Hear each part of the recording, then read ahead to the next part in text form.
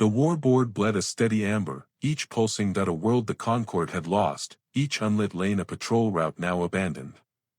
Commodore Rian Myung stood at the transparent dais aboard Overwatch Spire and watched the color tell the story no officer dared to speak aloud, 3 hard years of learning how to lose beautifully. Beside him, Marshal Iris of the Avarial smoothed flattened pinions, a gesture their species used when dread threatened to leak into speech.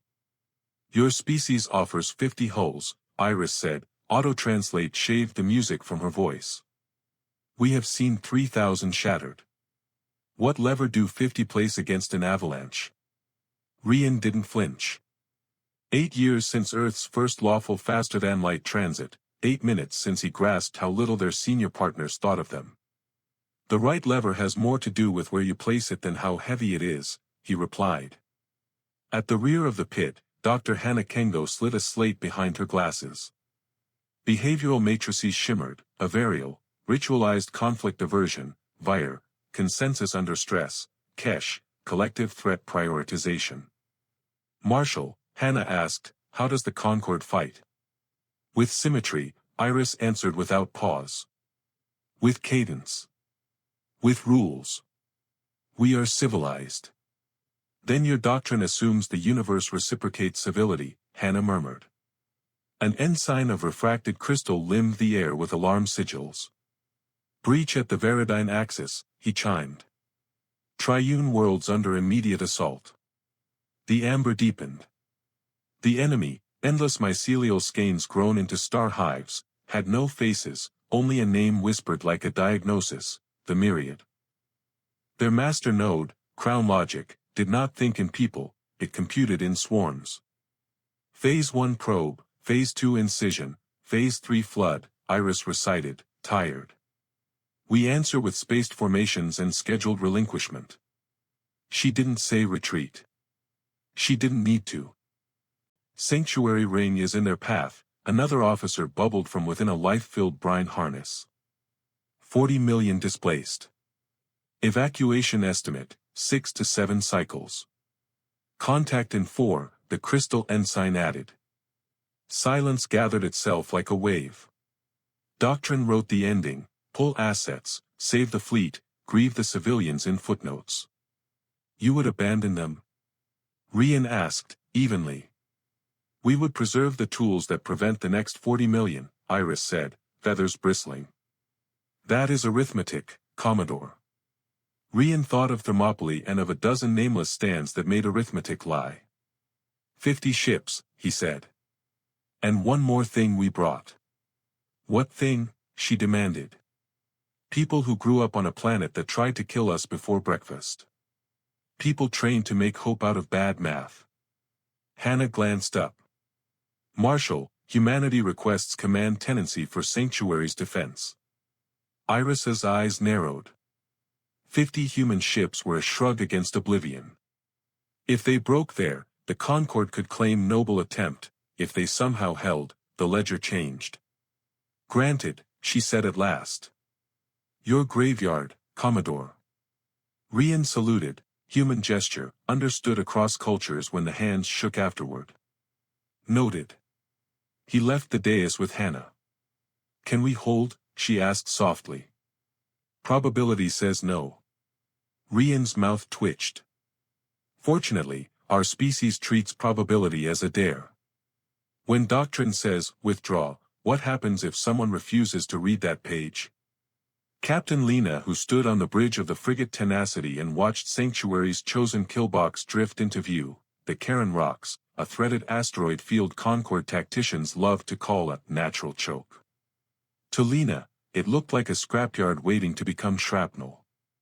Formation Delta 7 from Central, her comms officer reported. Beautiful lines appeared, concentric arcs, interlocking fields, retreat corridors plotted to the meter. Beautiful, and terminally guessable. Acknowledge receipt, Lina said. Then file it where we keep the good china. Her crew grinned the way people do when they've survived too many unification wars. Tenacity knifed off vector. 49 human hulls scattered, breaking the lacework in a heartbeat. Concorde channels filled with careful outrage. Human vessels, return to pattern, someone trilled, translator stripping the panic to sterile syllables. No reply. The Myriad entered the rocks like ink wicking across paper, skirmish buds in perfect lattices, behind them biomass fortresses swollen with plasma sacs, and behind those, void dredgers, their capital breeds, capable of spalling shields like eggshells. Concord batteries opened at graceful range, scalpel straight, rational. The swarm absorbed, reconverged, pressed. Protocol, wild garden, Lina said. Tenacity threw herself straight at the Black Sea. The Myriad planned against opponents who valued distance, who traded attrition at range, who peeled away when wounded. They did not plan for a corvette to punch through their screens and use an asteroid as a bat. Shields screamed. Warnings blossomed. Forward lattice down, tactical yelled. Hull breach section C9 through D2. Life support compromised. Excellent, Lina said, nose angling toward a void dredger big as a district. Target there. Guns won't scratch it. Who mentioned guns? She keyed ship-wide. All hands, forward compartments evacuate. 90 seconds. The bridge paused. Move, she said, and they moved, because humans had learned the ugliest lesson well. Sometimes survival requires doing the thing your body calls impossible. When the klaxon confirmed clear decks, Lina locked tenacity to a path no sane board would sign. Bridge crew, last chance. With respect, Captain, Tactical said, shut up. She felt the pride break her like sunlight. Tenacity struck the void dredger at 12,000 clicks per second. For a white blink, the rocks became a newborn star. When the afterimage finally let go, both ships were gone, and so were a vortex of skirmish buds and 3 fortress breeds caught in the shock. On Overwatch, Marshal Iris's feathers lay flat with something not unlike awe. They destroyed themselves, she whispered. Traded mass for leverage, Hannah corrected softly. A move that only looks like madness from a distance. Across the field, human hulls did not slow. They plunged deeper, changed vectors unannounced, improvised, cheated the map. Concord observers called it chaos. The swarm's crown logic called it something worse, an input that did not fit its model.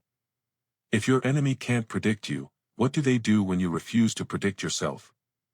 Concord doctrine had libraries for everything, optimal firing lattices, acceptable loss curves, elegies composed in advance. It did not have a shelf labeled, what to broadcast when the sky is falling. Humans improvised one. 3 destroyers cut a channel and pumped the void with sound, old Earth things that had once made predators hesitate, echoing howls, subsonic rumbles, laughter too bright for a battlefield. Not taunts. A message, we are not afraid of you. Crown logic did not fear, it computed. But computation has assumptions. The enemy is symmetrical. The enemy seeks self-preservation. The enemy retreats to preserve force. Then came footage of a frigate turning itself into a spear, came telemetry of ships accelerating into wounds, came a sensory ecology suddenly salted with noise that carried meaning the hive did not parse. Models stumbled. Confidence intervals thinned. On the Concord side, panic unfurled, then paused. Casualty reports updated live, Concord, 30-odd hulls lost, human, high but not catastrophic given the insanity, Myriad, capital breeds counted in the handfuls, skirmish buds in the millions, and most shocking of all, a measurable halt. The flood paused. The hive's question engine spiked. They fight without cohesion, an Averial wing commander murmured, transfixed and appalled. They fight with emergent cohesion, Hannah said, eyes on the flows. Local decisions, global pressure. The pattern is, no single pattern. A human destroyer, burning from midships to stern, refused the obvious vector to safety. Instead, it bled itself across a knot of swarm traffic, jettisoned every last missile at point blank, then used its failing mass to shove a fortress breed into a rock face. The explosion turned vacuum into shrapnel fog. Barbaric, someone whispered. Effective, Hannah said. 6 hours later the Myriad withdrew, not broken, never broken, but compelled to reevaluate. On Overwatch, Iris watched the amber on the map peel away from Sanctuary Ring like a tide reversing out of pride. Her throat tightened against old reflexes, ritual words for a beautiful retreat, because this wasn't that. It was a stand. They are terrifying, Iris confessed. And they are ours, Hannah said quietly. If we let them be. When the channels finally quieted, Rian stood alone looking at the wreck count. 19 human hulls gone. 63 Concord. 8 fortress breeds shattered. 3 million skirmishers atomized. 1 station not overrun. 40 million still with names. He closed his eyes. The cost was obscene. The alternative was worse. He sent a single-line signal to all human ships, not elegant. Sufficient. Replies flooded back, photos of tired faces, blooded knuckles, quick grins that looked like grief in disguise. What do you call a miracle that was bought, counted, and paid for? Sergeant Dayun Choi's left forearm ached where she'd splinted it to her own thigh 12 hours before. The splint had been a mess tin, 2 cable ties, and a prayer she hadn't confessed to anyone.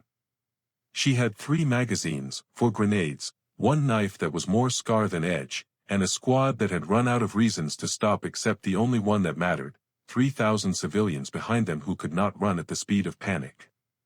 Section 7 again, Private Min groaned over the sandpaper of his voice. They keep finding a way.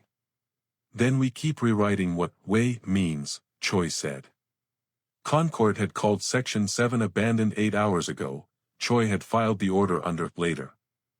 The air in the station corridor glittered with particulate from ruptured ducts. The smell was cooked metal and kept promises. The no, she corrected herself, the Myriad warrior caste, came in sheets of legs and blade jaws and solvent spittle. The first ranks died in the crossfire, the ranks behind them did not care. Break for checkpoint 3, Choi ordered. Cover, leap, cover. They danced it, the old drill you learn so that muscle memory still fires after the pills wear off and the meat inside your bones starts to argue. When Min's weapon choked, Lee's didn't. When Choi's magazine clicked dry, Min's pipe, a literal pipe, crashed into a warrior's eye cluster like a thesis on improvisation. Behind them, a kindergarten of crystalline children watched with mirror-bright terror. A small voice pierced the firefight. Why do you do this? A child radiated fractured light, barely waist-high, trembling. Concord called their kind Lumenborn, this one's badge named them Kixas. Because you're behind us, Choi said without looking away. Because someone was in front of my daughter once and it wasn't enough. Because you're going to live long enough to be sick of being told this story. Where is your daughter? Kixas asked, voice all crystals and wind. Gone, Choi said, simply. So we make that mean something. That's our whole stupid trick. They fell to checkpoint 3. Min thumbed a detonator, the corridor behind them folded itself into a tomb. Our bot, he panted. Spend it like it's the last one on the shelf, Choi said. Water. Breathe. If you can't find a medic, be one. Her suit's haptic buzzed, fleet-wide hail. Rian's voice, very calm, hold. Help inbound if anyone has any to spare. Copy, Choi said. What arrived was not relief but something stranger, an Averial Wings icon bloom on her TAC map. The Marshal had stripped ships to come back. Doctrine had rolled over to show its throat, then bitten instead. The next push hit like weather. Choi's knife finally snapped, she kept going with her hands. When the Lumenborn shelter doors finally irised open behind her, it wasn't because the swarm had quit, it was because allies had reached them from the rear, having decided that acceptable loss had never been the right phrase for children. What changes faster, tactics, or the definition of we? They stacked the wounded by priority, first touch, keep, let go, and tried not to look at the third stack as if attention were a resurrection spell. Choi woke on a gurney to find Marshal Iris standing in dust and broken light, pinions ash gray. Why? Iris asked, not as a challenge, not as doctrine checking a box, just why? Because somebody had to, Choi said, then tried to smile. Because I don't like the other outcome. Your numbers are obscene, Iris murmured. You shed people like, she stopped. Like we shed systems. Choi's gaze slid to the shelter door where Kixas clutched a crystal flower.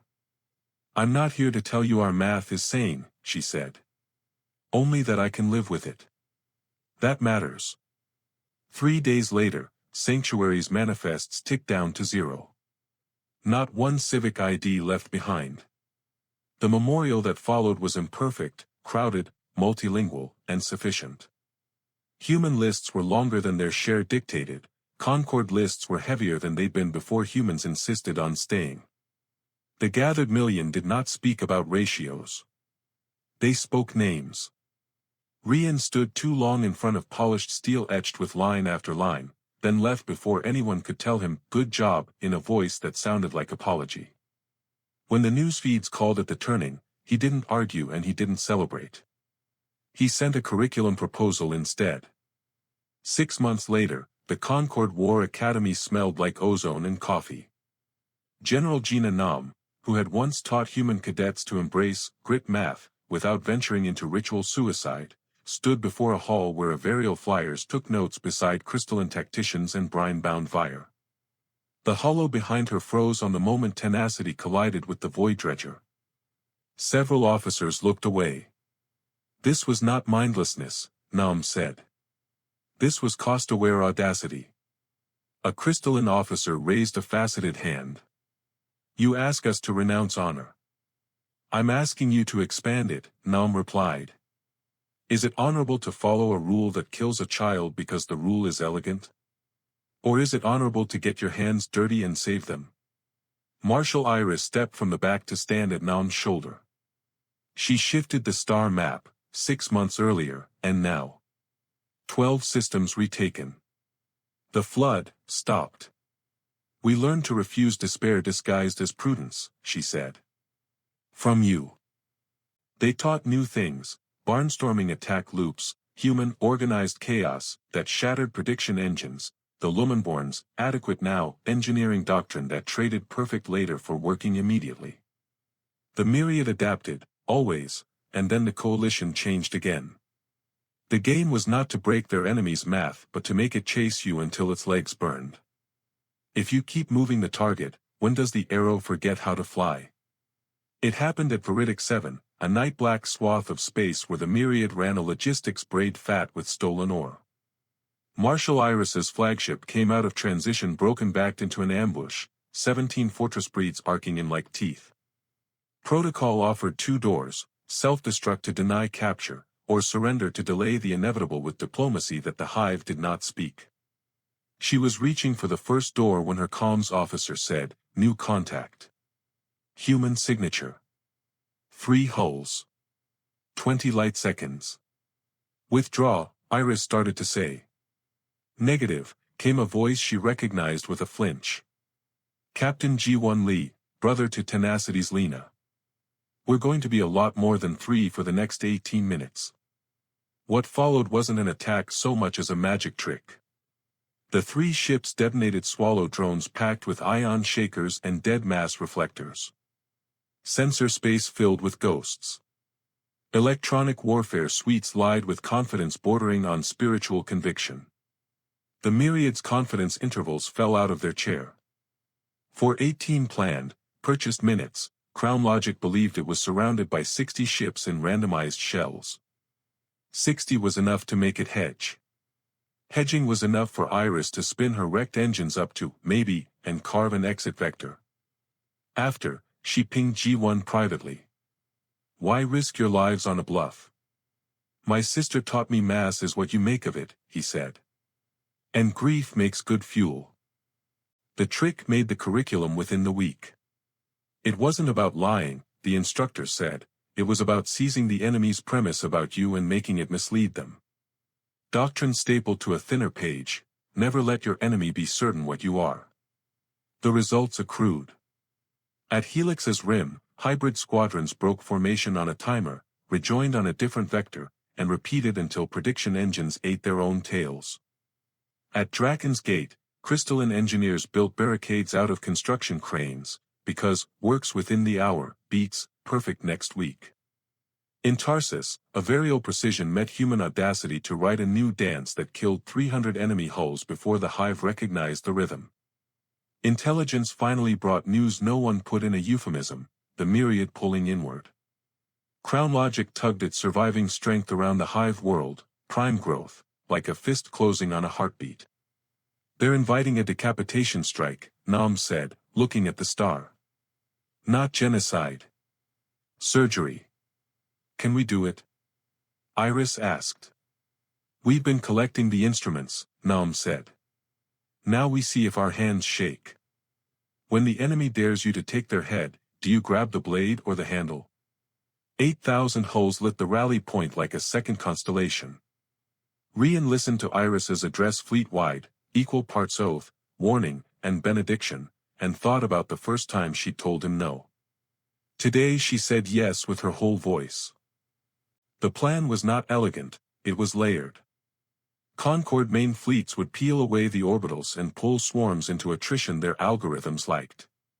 Human infiltration teams, augmented by Avarial scouts, Lumenborn shield bearers, and Vire river runners, would punch dirt toward Crown Logic's core chamber. The objective wasn't erasure. It was interruption, break the single mind into federated nodes capable of consent and negotiation. The twist was human, Hannah's, specifically, born from the idea that survival works better when it includes a say. Not mercy, Hannah told a suspicious council. Self-interest writ large. You can make enemies into neighbors only if you leave them somebody to be. Transition spat them into prime growth as sky, a world of chitin cities and bioluminescent rivers pulsing like nerves under skin. Gravity slammed suits to twice Earth, the air made human throats cough up metal. Anti-air fire reached for drop pods like a child for fireflies. 6 went out before the ground. The rest hit hard enough to make Bones reconsider loyalty. Choi's pod split open into ammonia mist. Contact. Min barked, and then contact became a state of being. Avarial wings mapped paths through toxin fog. Lumenborn soaked solvent spit with faceted bodies and joyless jokes. Vire swam black rivers and came back with routes and burns. They fought for 3 hours toward a structure that wasn't a building so much as an idea calcified, the Crown Logic Complex.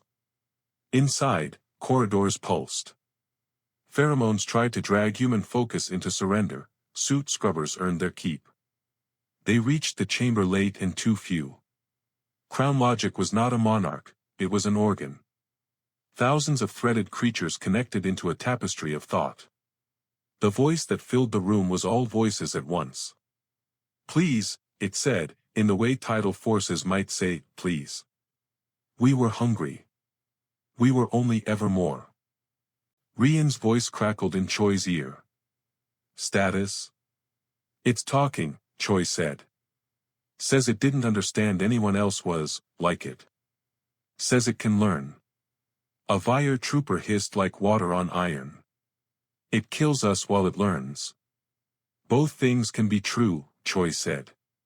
She opened a general channel and spoke a sentence that would appear in school readers and propaganda and funerals for years, all fleets hold fire. Iris's reply came home to a knife. Sergeant, what are you doing? Something reckless, Choi said. The human thing. The right thing. If your enemy says, teach me, do you pull the trigger or write a lesson plan in blood? Crown Logic's voice came again, and if a hive could sound like a cornered animal, this one did. We did not parse you. We only parsed more. Explain enough. Enough means your child gets to see tomorrow, Choi said, her gun steady, her lungs burning. And so does mine. It means you stop turning other people into calories. Else? Crown Logic asked. Else we end you, Choi said, and there was no tremor in it. Not because we hate you, some of us do, some of us don't, but because we chose to live. Today, you either become many with consent, or you cease. Silence held the chamber like gravity.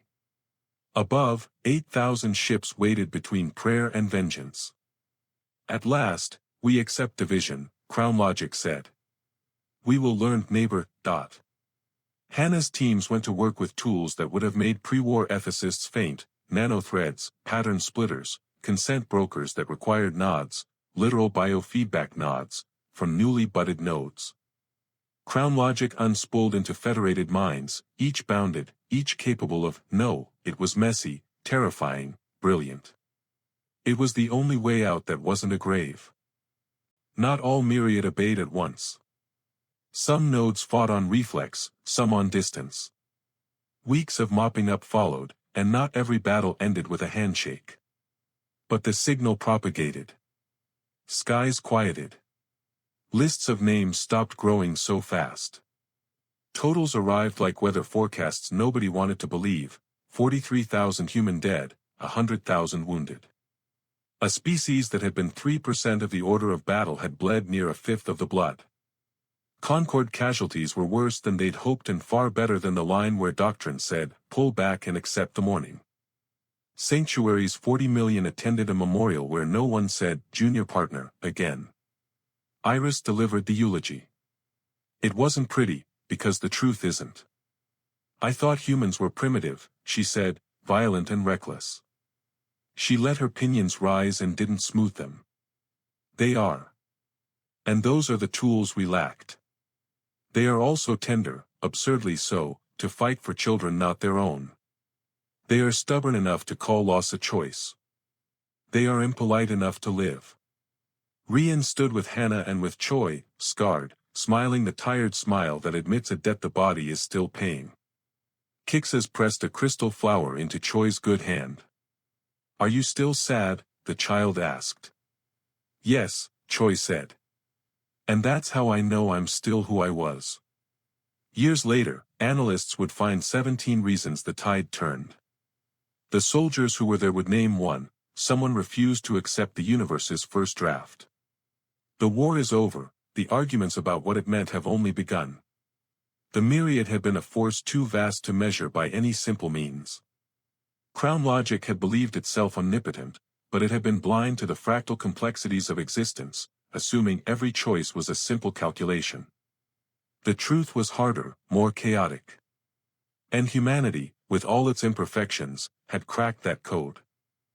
Months passed before the war was officially over. Analysts would write reports in neat, clinical lines, discussing the successful integration of Crown Logic's federated nodes, the easing of interspecies tensions, and the future of galactic politics. But none of them had fought in the trenches, none had lived the chaos of those final hours when a single decision, one reckless, human decision, had meant the difference between life and extinction. On the surface of the new, fractured Myriad, there was peace. But it was a peace born from the dissolution of an empire, the severing of one collective mind into thousands of independent, capable ones. It was a peace that hummed with the tension of 1,000 unknown futures. For Rian, peace had not arrived with fanfare. The quiet had a weight, a burden. Every day felt like he was waiting for the other shoe to drop, waiting for the Myriad to once again become a threat, waiting for another call to arms. He spent his days running meetings, managing resources, and trying to shepherd his people through the next phase of war, but there were no heroes in this kind of peace. There were no clear victories, no simple answers. It was a different kind of war now, the one that came after, the one that didn't end with a decisive win but with 1,000 questions. As humans and former Myriad nodes worked together, the realities of integration set in. The political structures of the old Concord were rigid, and many of the alien factions that had aligned themselves with humanity's cause now found themselves testing the waters of a new order. Humanity had won a war, but now they had to win peace. Rian had hoped for time to breathe, but there was never time. The next challenge was already building in the distance, the fractured, unpredictable Myriad nodes, once again stirring with the old hunger of the collective. And so the question remained, what would humanity do when it no longer had to fight for survival? Could they forge something more than an uneasy truce with the remnants of a broken hive mind? The war was over, but the hardest question still loomed: could humanity evolve faster than the systems that had almost destroyed them? Rian found himself standing before the council of the new coalition, a ragtag assembly of species whose allegiances had shifted with the tides of the war. Some were former enemies, others had been neutral, and a few still barely understood the significance of what had transpired. But they were here, now, with humanity in the center, trying to redefine what it meant to be a partner in this new galaxy. "I'm sure we can all agree," said General Haug, a hulking Vire strategist who had been humanity's reluctant ally, "that the Myriad's dissolution opens up new opportunities for us to grow and expand, if we manage it carefully. However, there are voices within the coalition that see your, humans, approach as unpredictable, to put it mildly." Rian leaned forward, his hand steady on the table. He was no politician, but he had learned the language of diplomacy quickly. "We've always been unpredictable," he replied. "That's how we survived the war in the first place. If you want certainty, then I'm afraid you'll have to look elsewhere. But if you want a partner that knows how to adapt, a partner that knows how to break every rule when things get tough." General Haug interjected. "You humans believe too much in chaos." Rian looked at the alien in front of him and let the words hang there for a moment. "The universe doesn't obey rules. It obeys forces, and sometimes those forces are bigger than any calculation." Haug stared at him, the tension rising in the room. It wasn't an argument anymore, it was a reckoning. "We may be chaos," Rian continued, his voice calm, "but we're chaos that learned how to work together when the stakes were high. We're not here to impose our will on anyone. We're here because this galaxy can't afford to fail again." The room fell silent. "Well said, Commodore," a voice from the back of the room said. It was General Kira of the Averial. She had been more sympathetic to humanity's methods than most. "It is no secret that I've had my reservations about how you approach warfare. But there is no denying the results. And the cost," another voice, someone from the Vire, said sharply. Rian nodded. "There's always a cost. The question is, are we willing to pay it again if necessary? If chaos can unite the broken pieces, can it also forge something stronger from the cracks?" A month later, the coalition was officially restructured. The new terms of engagement, the new rules of the galaxy, were now being written with human influence where there had been none before. The most unexpected change was the rise of humanity's voice in shaping the future of the galaxy. But there were no simple victories. Old animosities didn't fade overnight. The Averial still mistrusted humanity's penchant for improvisation. The Vire's obsession with control and precision hadn't loosened one bit. And even the Kesh, those enigmatic beings who had remained largely neutral, were quietly plotting their next moves. But there was something different in the air. Humanity's unpredictable nature had made them formidable allies, but it had also made them untrustworthy in the eyes of many. The council hall was busy as the newest treaty was being hashed out. Rian stood next to General Kira, watching the others speak. Despite all the victories, he couldn't help but feel like the war wasn't over. Not yet. It wasn't just about peace with the Myriad, it was about what came next. What humanity could build now that it had a seat at the table. Kira leaned over. "You're thinking too much," she said with a slight grin. "You've got that too much on your plate look." Rian gave her a half-smile. "Just wondering what happens when we don't have a war to fight anymore. What do we do with all that energy?" She raised an eyebrow. "Maybe we create something worth fighting for. What happens when you've spent your entire life fighting to survive, and now you have to learn how to build something worth saving?" The galaxy was changing. The Myriad, fractured into its component parts, no longer held sway over the stars. The fractured minds of its former inhabitants, now trying to understand individuality, the concept of self, were still reeling from the sudden shift in their collective consciousness. For Rian, the shift was a constant reminder of the cost of victory. Every conversation he had with the representatives of the Myriad's newly formed federated nodes was a reminder that what humanity had done was no simple victory. Crown Logic's relinquishment of control had left gaps in the knowledge that could never be filled, the connections severed too quickly for them to comprehend. As humanity stepped in to fill those gaps, Rian found himself wondering about the cost of this new peace. Could they really absorb the remnants of the Myriad, or would the cracks begin to show over time? Would humanity, with its chaotic, unpredictable nature, become the glue that held this fractured galaxy together? Or would they tear it apart with their need to keep moving forward, to keep evolving? The work was exhausting. Long nights, endless meetings, and constant discussions with the representatives of the Myriad's new federated nodes. They were all looking to humanity to lead, to show them the way forward. And in return, Rian felt the weight of the galaxy pressing down on him. Still, he had hope. The peace may have been fragile, but humanity had been forged in the crucible of survival. They had always adapted, always found a way to keep going. Now, they had to find a way to turn the survival instinct into something more, something worth preserving. When survival becomes a given, what do you do with the gift of living? The most difficult thing about peace, Rian had come to realize, wasn't the absence of conflict, it was the absence of purpose. With the war behind them, and the Myriad no longer a looming threat, humanity found itself in an unfamiliar place. The coalition needed something to unite it, a reason to exist beyond the war.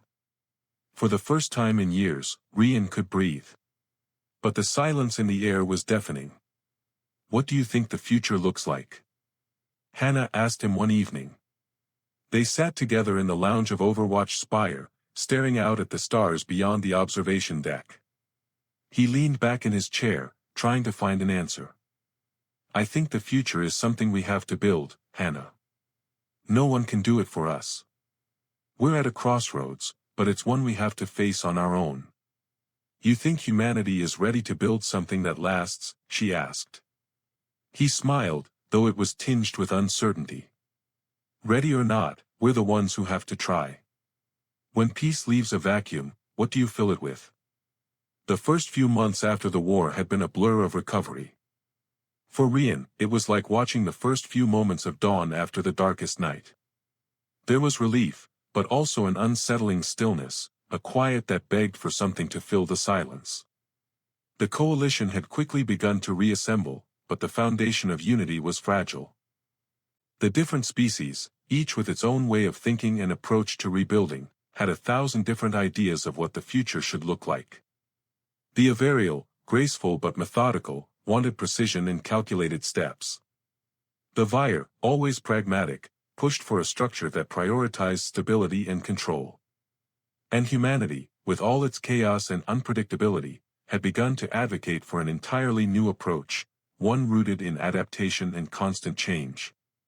The unspoken question hung in the air: could humanity lead in a galaxy where survival was no longer the only priority? One evening, after a series of tense meetings with the Vire leadership, Rian walked out onto the balcony of Overwatch Spire. The cool air of the artificial city washed over him as he stared at the sprawling world below, the once dying sanctuary ring now a beacon of hope. Hannah joined him a few moments later, her footsteps light. "You're deep in thought." Rian chuckled softly, looking over at her. "I was just thinking, it's strange. I thought the war would be the hardest part. But peace is complicated." She nodded, understanding exactly what he meant. "It's the rebuilding, isn't it? The real work comes after. We can't just rebuild ships and cities. We need to rebuild trust. We need to rebuild relationships. And values," Rian added. "We need to rebuild what we stand for. What's worth protecting. What we fight for when there's nothing left to fight against." He turned to face her, the weight of the moment sinking in. "Do you think we can do it? Can we really rebuild the galaxy in a way that doesn't just repeat the mistakes we made before?" Hannah considered his question for a long moment. "We don't have the answers. No one does. But we're here, and that's something. We survived, and now we have the chance to shape the future." That's more than anyone else has. The stars above them twinkled brightly. The future, still unknown, stretched out before them like a canvas waiting to be painted. What happens when the pieces are scattered, but you can't remember what the picture was supposed to look like? It wasn't until the first interspecies summit that the true challenge of rebuilding became clear. The summit, held in the heart of Sanctuary Ring, was designed to unite the fractured members of the coalition, to lay the groundwork for a new galactic order. For Rian, it was a reminder that peace wasn't just about stopping the war, it was about creating something worth defending. The opening speeches were grand, filled with platitudes about unity, progress, and shared values. But beneath the surface, old rivalries lingered. The Averial were cautious, the Vire were calculating, and even the humans, with their new voice in the council, were still struggling to reconcile their chaotic ways with the more structured nature of the galactic powers around them. Peace is fragile, General Kira said in her opening speech, her voice unwavering. But it is more than an absence of war. It is the strength to stand together, even when we disagree. Rian stood beside her as she spoke, his eyes scanning the room. The faces around the table were tired but determined. They had all seen too much loss, too much destruction, to go back to the old ways. But how could they move forward together? The answer, as it always seemed to be, came from an unexpected source.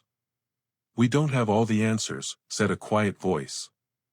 It was Ji-Won Lee, Captain Lina's brother, standing up from the back of the room. "But we've learned something. We've learned that sometimes, it's not about making everything perfect. It's about making it something we can believe in, something that works because we're all in it together." The room fell silent, and for a moment, Rian saw the truth of his words reflected in the eyes of the others. The future wasn't about being perfect, it was about moving forward, together. In the end, the summit produced no grand, sweeping agreements.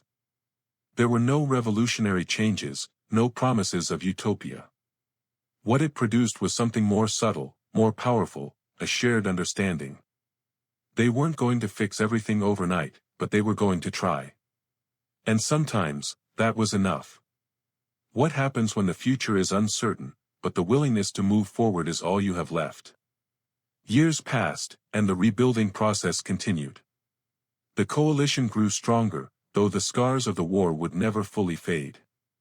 Humanity had taken its place at the center of the galaxy, not as conquerors, but as something else, a force that refused to bow to the inevitable, a species that had learned how to survive when the odds were stacked against them, and how to adapt when the world around them shifted.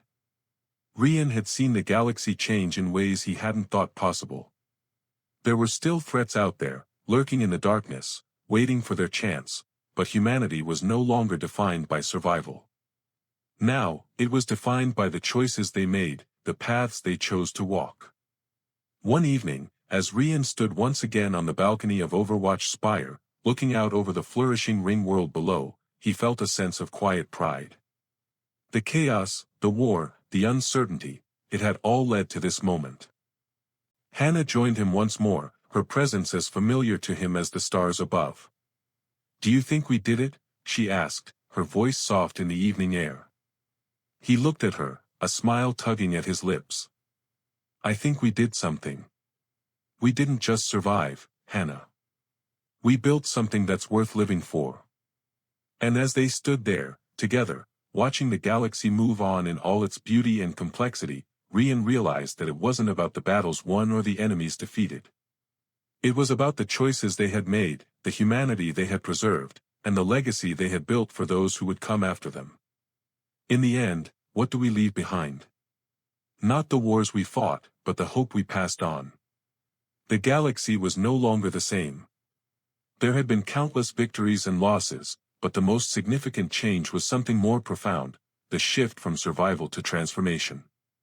Humanity, once a young and desperate species clinging to existence, had now become a catalyst for something new. They were no longer defined by the war, no longer driven by the need to survive. They had found a new purpose, a purpose rooted in cooperation, in adaptation, and in the belief that the future could be shaped by choice, not fate. But even as humanity embraced this new future, Rian knew that there would always be challenges ahead. There were those who still clung to the old ways, those who resisted change, and those who feared the unknown. The galaxy was a big place, and the price of progress was always high. "We've come a long way," Hannah said one evening, as they walked through the bustling streets of Sanctuary Ring. "But we still have a long way to go." Rian nodded. "We always will. But that's the point, isn't it? There's always something new to build, always something new to learn. And that's what makes it worth it. In a universe that is always changing, the only constant is the need to evolve." And so, humanity's place in the galaxy was secure, not because they had conquered, but because they had dared to question everything. They had dared to be unpredictable, to be chaotic, and in doing so, they had shown the galaxy that it was possible to forge something greater than what was promised by tradition or doctrine. The Myriad, broken and reborn, now moved alongside them, a reminder that even the greatest of adversaries could change, could evolve, could learn. And in that learning, there was hope. Rian stood once again at the balcony, watching as the stars shone brightly overhead, a symbol of everything that had been and everything that was yet to come. It wasn't perfect. It wasn't easy. But it was theirs. And in the end, that was enough. When the future is a blank page, what story do you write? A story of survival, or a story of becoming? Let this message ignite your faith, rekindle your hope, and spur you to stand firm on your journey. Thank you for staying with me to the end. If this story stirred your heart, drop a like, share this video with someone who needs it, and hit that subscribe button to catch more content like this. May God's blessings overflow in your life, and I'll see you soon.